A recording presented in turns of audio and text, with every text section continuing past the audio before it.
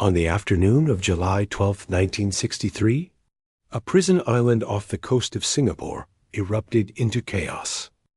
In less than 1 hour, prisoners armed with axes, machetes, and homemade petrol bombs burned an entire settlement to the ground. 4 men were hacked to death, and the most ambitious rehabilitation experiment in Southeast Asian history ended in massacre. In 1960, Singapore launched a radical experiment. Instead of locking violent gang members behind concrete walls, authorities sent them to Pulau Senang, an isolated island surrounded by open sea. The inmates were trusted to rebuild themselves through labor. They built roads, dormitories, a hospital, even a bakery.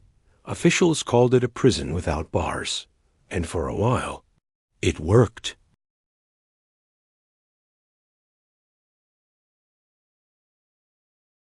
The experiment was led by a British superintendent named Daniel Stanley Dutton. He spoke fluent Hokkien and Malay. Many prisoners respected him. Some even feared disappointing him. Dutton believed discipline, labor, and trust could reform hardened gang members. But as the prison population grew, the island began to change.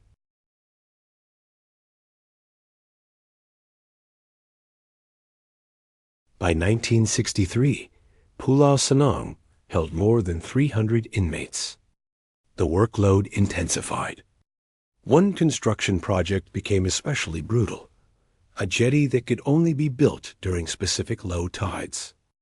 Prisoners were forced to work long overtime hours under the tropical sun. Resentment spread quickly, and according to later testimonies, some inmates began secretly planning revenge.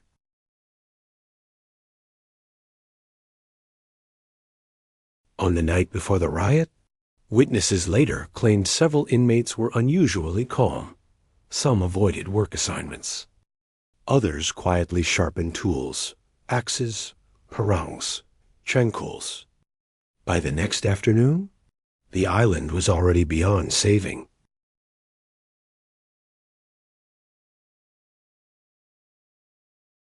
At approximately 1:15 in the afternoon, between 70 and 90 inmates launched a coordinated attack. They stormed the administration block with farming tools, machetes, axes, and homemade firebombs. Earlier that morning, Dutton had refused armed reinforcements from mainland Singapore. He believed most inmates would remain loyal. He was wrong.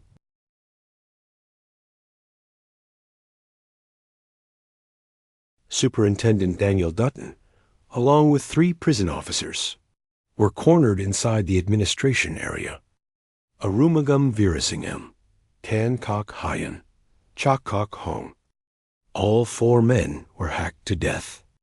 Investigators later described the attack as so violent, the bodies were difficult to identify.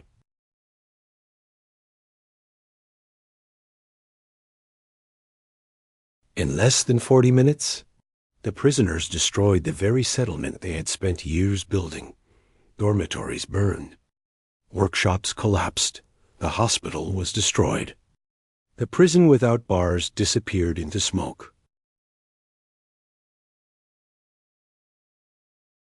What followed was one of the largest criminal trials in Singapore's history.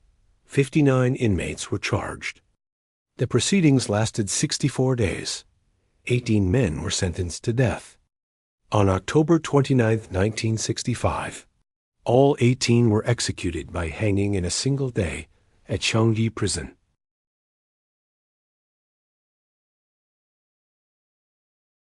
Today, Pulau Senang remains closed to the public. The island now serves as a military live firing zone. Most of the original prison structures are gone. But among old prison officers and fishermen, stories still survive. Stories about smoke seen drifting across the island at night, and voices calling from the jungle where the prison once stood.